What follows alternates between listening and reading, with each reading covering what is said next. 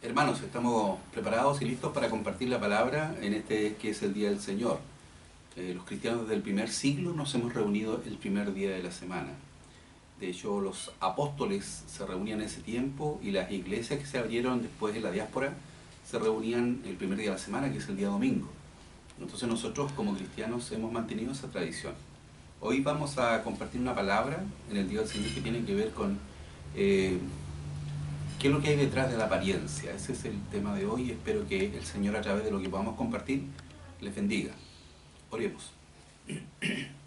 Señor, te damos gracias por este día en que podemos tomar un tiempo para compartir con las familias de nuestra congregación a través de los medios de comunicación y también con muchos amigos, con familiares, con personas que ven estos videos, Señor, y esperamos que a través de la exhortación de la palabra sean bendecidos. Te ruego, Señor, por muchos amigos nuestros que están en la quinta región y que tú les bendigas. También, Señor, en el norte, en Ovalle, en La Serena, tenemos hermanos que también reciben estas meditaciones. Y en otros lugares de nuestro país, Señor. Gracias por nuestros hermanos de nuestra iglesia, los que están aquí con nosotros, en Concepción, Talcahuano, en Arauco, Señor, que está Cristian con su familia. Gracias te damos por todos ellos. Te pedimos que tú les guardes, que les bendigas. Que bendigas a mi familia, a Cristian, que está, mi hijo mayor, que está a pronto de con Paulina tener a nuestra nieta, Señor, guárdale, bendícele, bendice a Pedro, que es mi nieto, Señor, bendice a todos nuestros hijos e hijas. Te pido por Rodrigo, por Mariana, Señor, te pido por Francisco que está conmigo, que tú les bendigas siempre. Son mi tesoro, Señor, son todo lo que tenemos en nuestra familia. Como cada una de las familias de nuestros hermanos, bendice, Señor, la vida de todos nuestros seres queridos, de aquellos que nos ayudaron a crecer, a los cuales les debemos todo, Señor, que están siempre en nuestro corazón. Gracias por Isaí, por la nana, Señor, y por todas aquellas personas que nos han aportado en nuestra vida, Señor, por todos nuestros primos, por nuestros familiares, Señor. Yo sé que la oración de cada uno de nosotros está por todos nuestros familiares y nuestros seres queridos. Y donde llegue este sermón, donde llegue esta palabra, Señor, por mi madre que la ve cada día, Señor, que tu bendición esté con ella, Señor. Y gracias por la linda alegría, por el lindo momento que podemos tener de recibir tu palabra, Señor. Te pedimos tu bendición, que tú bendigas a todos nuestros seres queridos y a nuestra familia, en el nombre de Jesús. Amén. Bueno, cuando les comentaba que pretendía hablar algo sobre lo que hay detrás de la apariencia, estaba pensando en eso y me pareció que el versículo más apropiado, el texto más apropiado, es un texto del Antiguo Testamento que está en el libro de Segunda de Reyes, capítulo 5.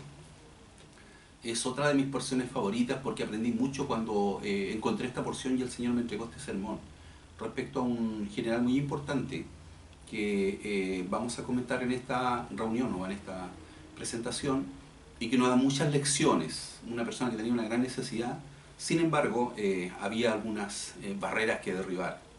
Siempre para llegar a la bendición hay barreras que derribar. ¿Se acuerdan cuando hablábamos de la mujer que tocó el manto del Señor? Hizo un esfuerzo enorme para llegar al manto del Señor y logró al final su bendición. Vamos a ver hoy día entonces en el texto qué es lo que necesitaba hacer este hombre para alcanzar la bendición del Señor. Segunda de Reyes capítulo 5, versículos 9 al 14. Yo tengo más de una versión bíblica aquí para poder traducir algunos términos que son un poco complejos. Tengo la nueva versión internacional que usa un lenguaje más moderno.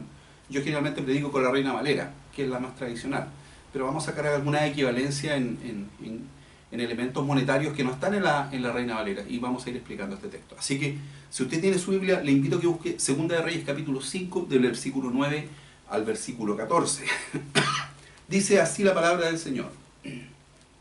Vino Naamán con sus caballos y con su carro y separó las puertas de la casa de Eliseo. Naamán, un general importante, Eliseo, un profeta del Señor. Entonces Eliseo le envió un mensajero diciendo: ve y lávate 7 veces en el Jordán, y tu carne se te restaurará y serás limpio.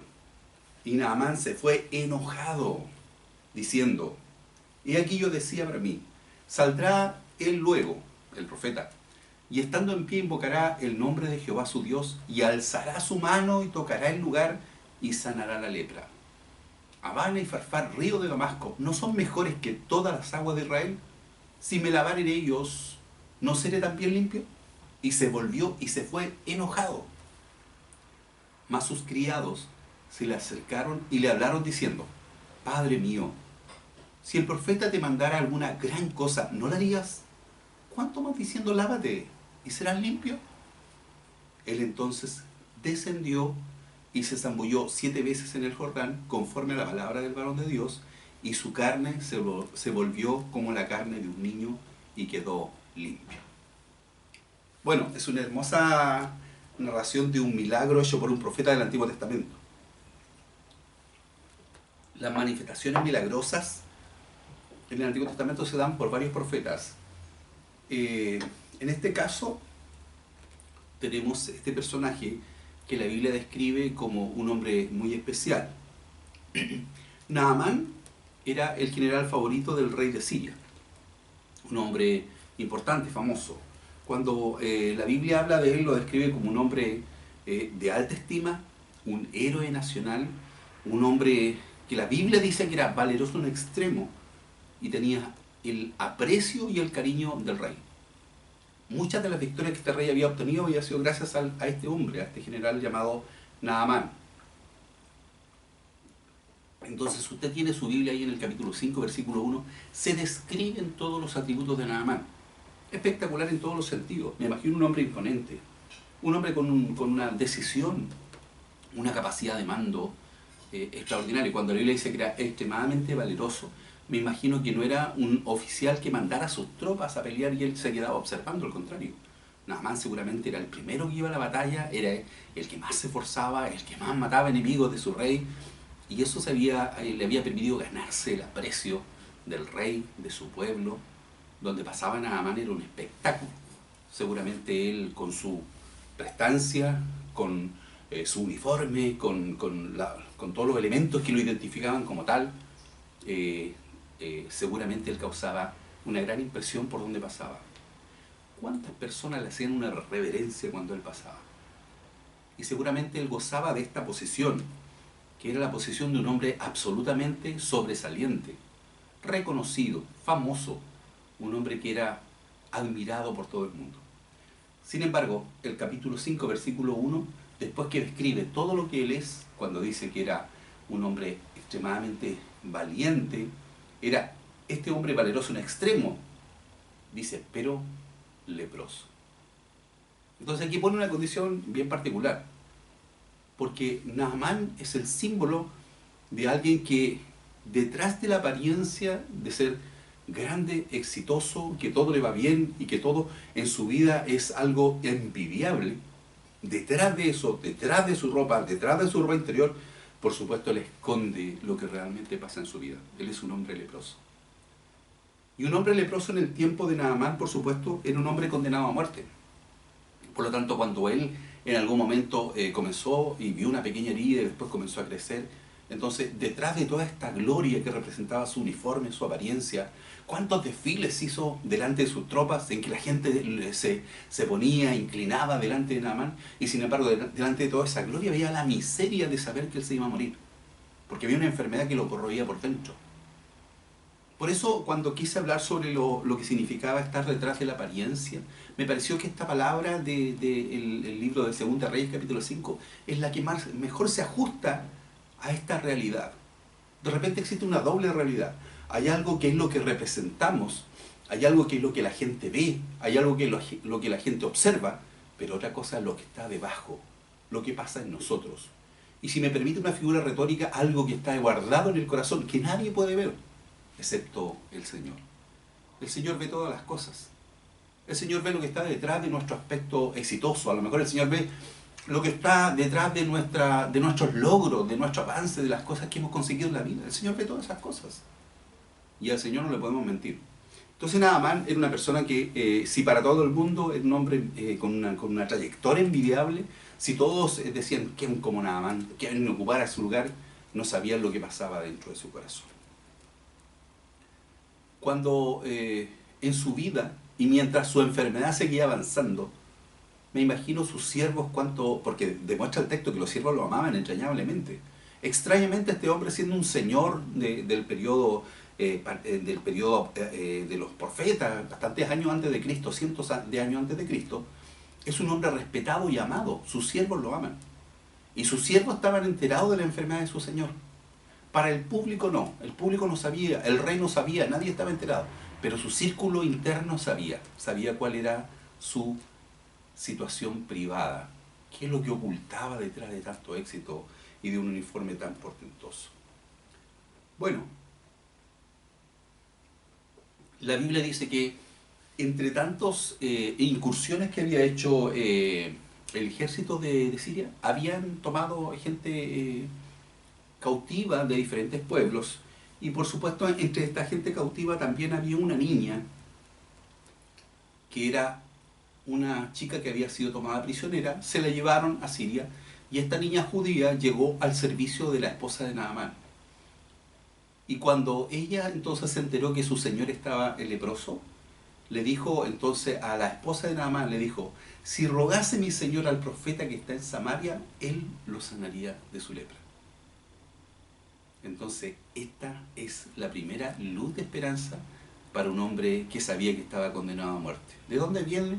De una niña frágil que no tenía ni la fortaleza ni tenía la prestancia que él tenía, pero una niña frágil que decía: si mi señor fuera a hablar con el profeta a la tierra de donde yo vengo, él podría solucionar la lepra que tiene en su cuerpo. Ahora, cuando Naamán escucha esta noticia, se llena de alegría. Cuando Naamán descubre que hay una esperanza, imagínese el regocijo de saber que había una posibilidad de sanarse.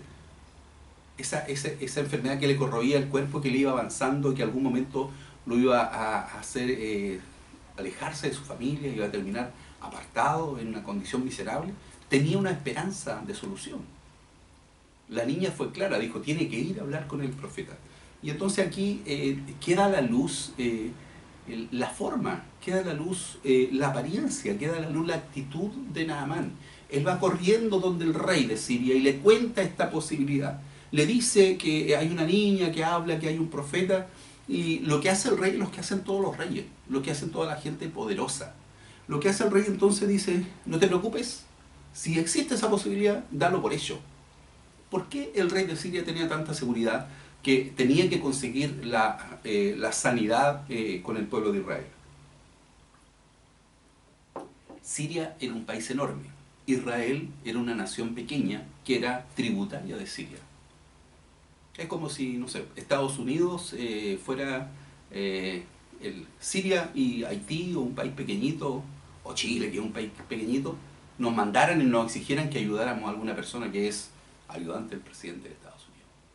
Hay una relación enorme en que uno es enorme y el otro es sumamente pequeño, y el pequeño era tributario más encima. Para que no lo invadieran le mandaba tributos permanentemente. Entonces, lo que hace el rey, le dice: no te preocupes, esto está solucionado. Si hay una persona que te puede sanar en Israel, yo lo arreglo. ¿Y qué es lo que hace? Lo que hace es redactar una carta al rey de Israel donde le exige que sane a Naamán. Y dice el texto bíblico: entrando Naamán a su señor, le relató diciendo: así y así ha dicho una muchacha que es de la tierra de Israel. Y le dijo el rey de Siria: anda, ve, y yo enviaré cartas al rey de Israel. Mira, no le manda la carta al profeta. El profeta es un líder religioso. Él es un rey. Él no se trata con profetas. Él no se trata con siervos de Dios. Él se trata de rey a rey. Y por supuesto Naamán sabía que ese era el procedimiento. Siempre se trataban de autoridad. Y entonces, como una forma de asegurarse que esto iba a funcionar, entonces la Biblia dice que más encima él agregó a la carta del rey un montón de bienes personales. Yo traduje esos bienes a la Nueva Versión Internacional, donde me da las cantidades en dinero, en monedas. Dice: llevaba la carta del rey, llevaba 30.000 piezas de plata o monedas de plata, llevaba 6.000 monedas de oro y llevaba 10 mudas de vestido para hablar y decirle al rey: esto es, aquí está el pago, vengo a que en la clínica de tu país sanen a mi general. Entonces, de inmediato aquí hay un error muy grande. El error consiste en que, por supuesto, la niña nunca dijo que el rey tenía el poder para sanar al general. La niña dijo: tiene que ir donde el profeta de Dios. Tiene que ir donde el pastor que está allá, donde el sacerdote que está allá, que le invoque al Señor para que lo sane. Pero el rey, por supuesto, no está dispuesto a que su general pase por una persona de menor grado. No, él se entiende con el rey directamente. ¿Qué pasó cuando el rey de Israel escuchó y leyó la carta? Dice la Biblia que el rey de Israel estaba tan decepcionado y tan desesperado, tan asustado por la carta, que rompió sus vestiduras. Y dijo, si aquí lo único que quiere él es pedirme algo que yo no puedo hacer. Para mí imposible sanar a un hombre de lepra, es como resucitarlo si este hombre está condenado a la muerte. Entonces, aquí está la primera decepción de Naamán. Va donde el rey y el rey reconoce que él no tiene las condiciones para sanarlo. ¿Qué es lo que hace el rey entonces frente a esto? Él se desespera. Él piensa que lo van a invadir porque no está aceptando las exigencias del rey, que tiene un pueblo más grande, un ejército más grande, y más encima le mandan al general del ejército que lo sane. Ese mismo general va a venir con las tropas, los va a invadir. Y se desespera. La reacción del profeta me parece fantástica. Dice el texto en capítulo 5, versículo 8 de Segunda de Reyes, dice: cuando Eliseo, el varón de Dios, el profeta, oyó que el rey de Israel había rasgado sus vestidos, le envió a decir al rey: ¿por qué has rasgado tus vestidos? Venga ahora a mí y sabrá que hay profeta en Israel. ¿Por qué te desesperas? Si yo soy el que ruego a Dios, tú no te preocupes, mándamelo, y cuando llegue aquí yo me encargo de sanarlo. Entonces, yo me imagino la tranquilidad del rey de Israel cuando el profeta le mandó a decir esto. Así es que este general sirio tomó su carro, tomó su guardia personal, tomó por supuesto todas las cosas que traía, la plata, el oro, la recomendación del rey, y ya no se la entregó al rey, sino que se la vino a dejar al profeta. Cuando Eliseo venía, yo creo que él ya venía diseñando la ceremonia de la sanación, porque lo declara más adelante. Y cuando él se aproximaba, pensaba cómo iba a ordenar las tropas y todas las ceremonias, si iban a tocar alguna trompeta, algo que fuera solemne y espectacular, para recibir la sanidad que le correspondía a él de acuerdo a su rango. Él no era cualquier hombre simple del pueblo, él era el general del país más poderoso. Por lo tanto, la cosa tenía que tener un orden, una pompa, una presentación muy ostentosa de la sanidad del Señor. Y cuando viene donde el profeta, entonces se encuentra con una situación aún más difícil de aceptar para él. Dice la Biblia en el capítulo 5, versículo 9: y vino Naamán con sus caballos y con su carro, y se paró a las puertas de la casa de Eliseo. Y aquí es donde él esperaba la ceremonia. Dice: entonces Eliseo le envió un mensajero. ¿Salió el profeta a hablar con él? No. ¿Por qué no salió? ¿Qué le costaba ir a hablar si era una persona tan importante? Si estaba en riesgo su país. No salió porque él tenía que enseñarle algo a Eliseo. Ni siquiera salió, sino que dice que le envió un mensajero y le dice: ve y lávate 7 veces en el Jordán y tu carne se restaurará y serás limpio. No salió a recibirle, no hubo trompeta, no hubo reverencia, no hubo una ceremonia, no hubo nada. Solamente le mandó un sirviente y le dijo: no, anda a bañarte, te bañas, te sumerges 7 veces en el río Jordán, que está aquí cerca, y estamos listos. Y después te sales y te vas para tu casa. No hubo recepción. Él no estaba acostumbrado a eso. ¿Cómo si él era el general? Era una persona importante, ni siquiera viene a recibirlo. A lo mejor él esperaba que hubiera alguna alfombra para que al bajar de su caballo pisara en un lugar adecuado. Nada de eso. Le dicen: anda, sumérgete 7 veces en el río Jordán, y solucionado. Entonces el texto declara que él queda indignado, se va enojado, no soporta. Segunda humillación de un país más pequeño, que ese país depende de su rey. Segunda vez que lo humillan. Primero el rey no lo sala y después lo mandan del profeta. El profeta ni lo recibe, lo manda con un mensajero a decir que se vaya a sumergir más encima en un río que él consideraba mucho más de menor valor y más pequeño, más insignificante que los mismos ríos que había en Damasco, en Siria. Y dice que se fue enojado, nada más se fue enojado diciendo: yo decía que iba a salir, haría una ceremonia importante, estando en pie invocaría el nombre de Jehová, haría una imposición de manos, haría algo espectacular y me sanaría y yo me podría ir a mi casa. Y nos haríamos reverencia mutuamente, y yo le entregaría las cosas que traigo. Nada de eso pasó. El profeta no recibió nada, ni siquiera lo recibió a él, le mandó un mensaje: sumérgete 7 veces en el Jordán y te vas. Así que se va enojado, se va murmurando que él tiene ríos mejores, Abana y Farfar, río de Damasco, no son mejores que todas las aguas de Israel. Si me lavaren ellos, ¿no seré también yo limpio? Y se volvió y se fue enojado. Entonces, aquí aparece la expresión de los criados que me parece tan especial como los criados lo tratan a él. Versículo 13. Mas sus criados se le acercaron y le hablaron diciendo: Padre mío, mire cómo lo trataban. Padre mío, le dicen, si el profeta te mandara alguna gran cosa, ¿no la harías? ¿Cuánto más diciéndote, lávate y serás limpio? ¿Qué pasa si el profeta hubiera dicho, sabes que tenemos unos enemigos que nos quitaron una ciudad, puedes ir a pelear por nosotros y después que tomen la ciudad? Este hombre vaya a punta de su espada, de sus tropas, toma la ciudad y le paga al profeta por decir. Pero sabes tú, no le pidieron nada. La bendición era gratis. Pero él tenía que cumplir una condición: ir y sumergirse 7 veces en el río Jordán. Entonces, aquí me cabe alguna meditación que cuando yo me encontré con este texto la primera vez me pareció sumamente interesante. Hay dos visiones, yo lo tengo anotado aquí. Hay una visión del criado y una visión del general del Señor. El criado no puede entender que si el profeta le dijo, anda, saca la ropa, sumérgete en el río y vas a ser sano, el criado no tiene no logra entender qué tanto cuesta eso. Pues es muy simple, es obedecer lo que dice el profeta y sacarse la ropa y sumergirse. ¿Qué tiene de raro eso? ¿Qué tiene de difícil?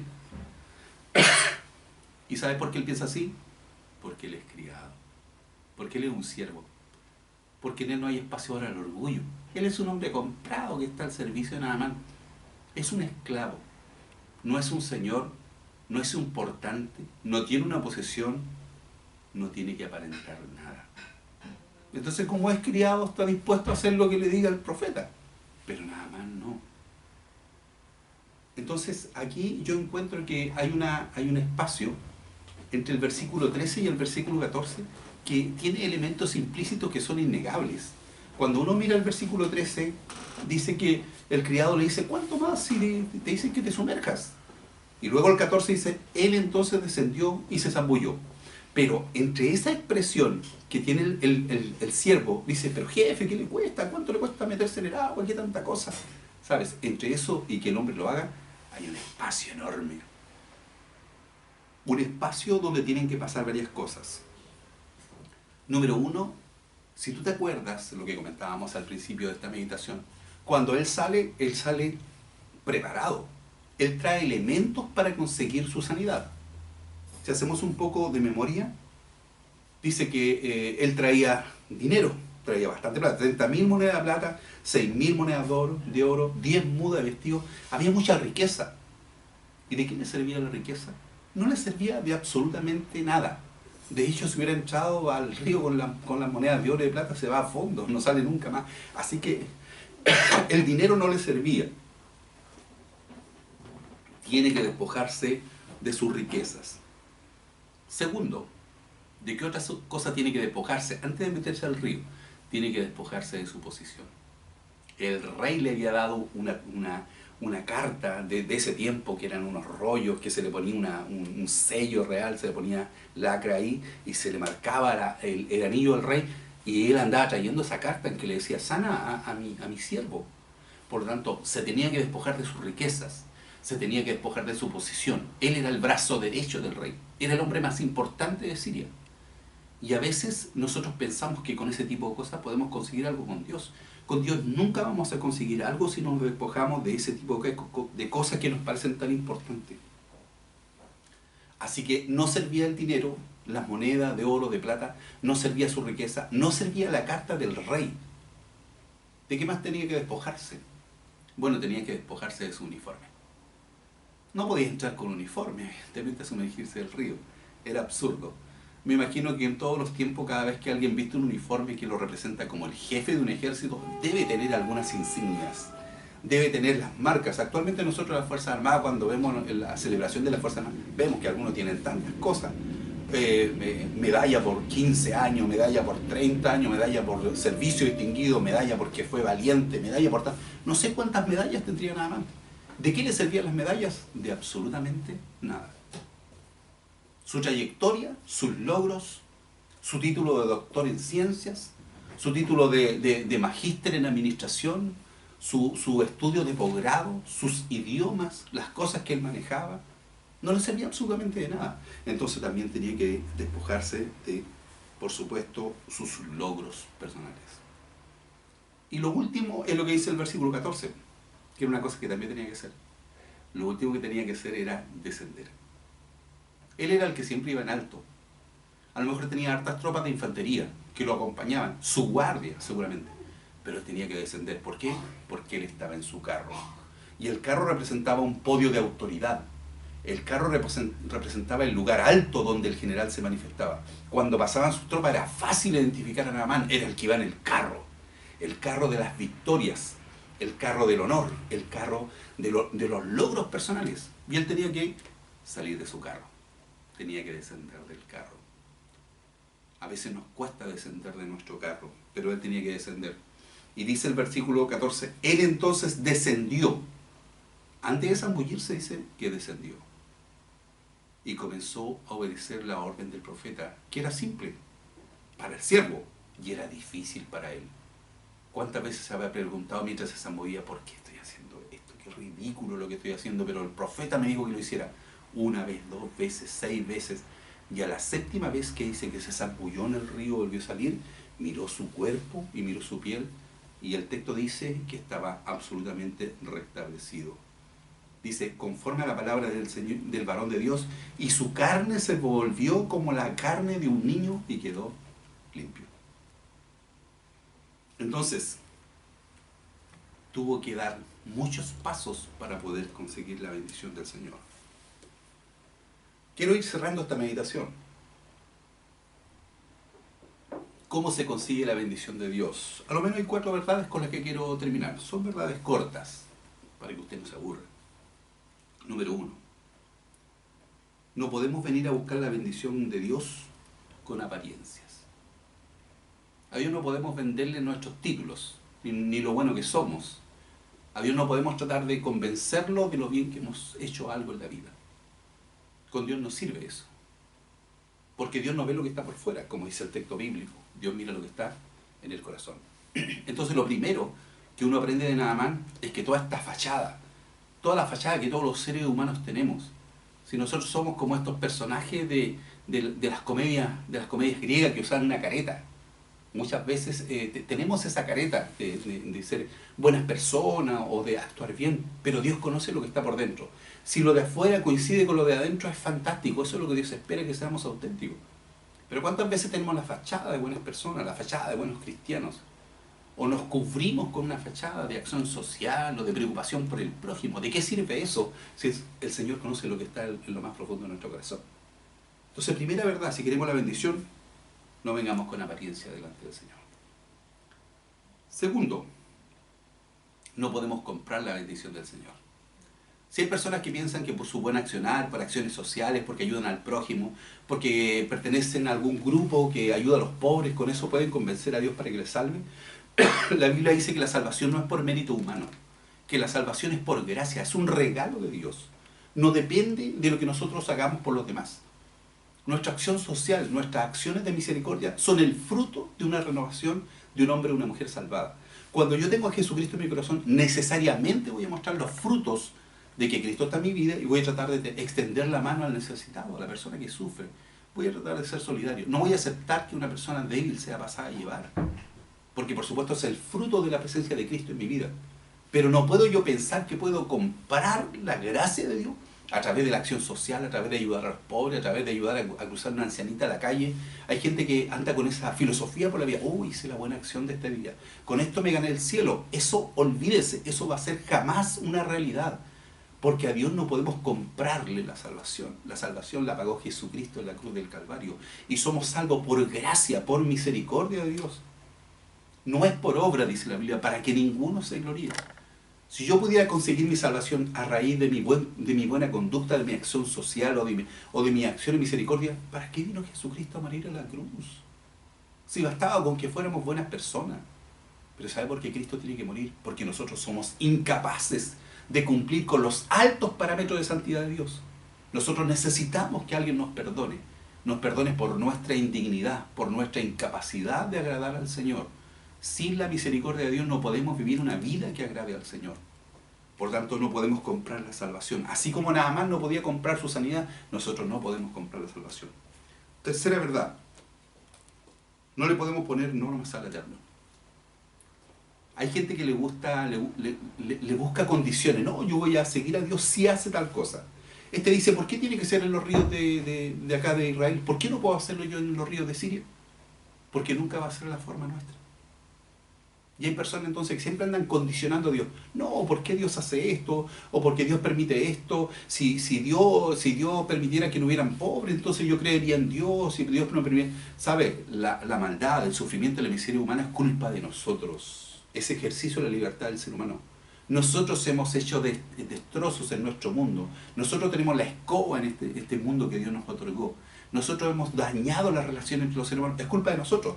Pero querer culpar a Dios por eso y usar eso como excusa para no acercarte a Dios, discúlpame que te lo diga, tú no le puedes poner normas al Eterno. Tú y yo tenemos que llegar humillados delante del Señor diciendo, Señor, ten misericordia de mí. Pero ¿quiénes somos nosotros, partículas en el universo, para ponerle condiciones al Dios eterno que hizo los cielos y la tierra? Conozco tantas personas que a través de su razonamiento quieren justificar el estar alejados de Dios por tal o cual motivo, porque sufrí esto, porque vi esta injusticia. ¿Sabes?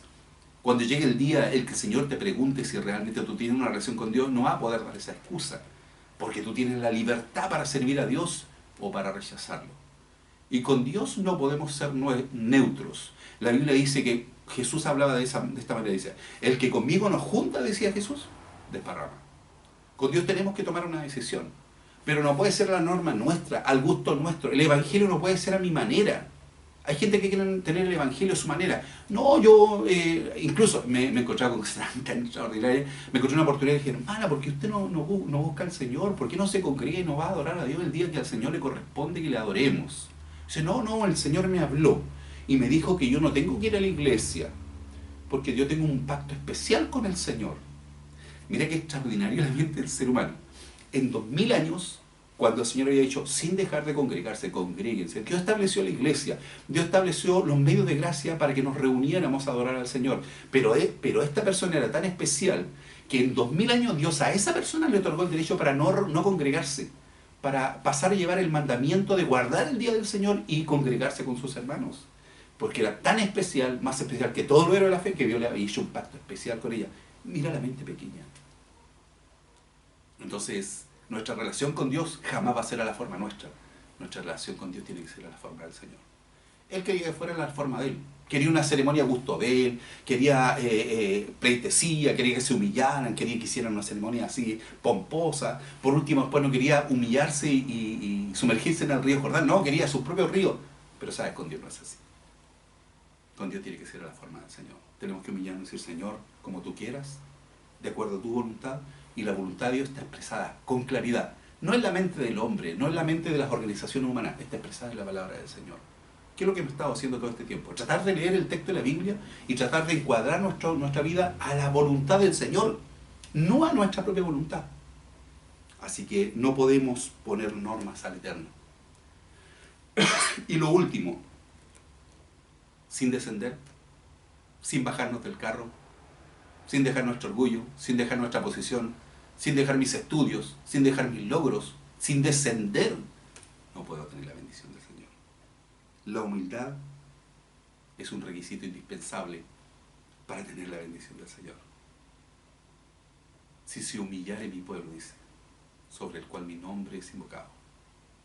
Eso nos falta, humillarnos, dejar nuestra altura, nuestro orgullo personal, dejar nuestra forma propia, nuestros parámetros personales y sujetarnos a la santa y perfecta voluntad de Dios.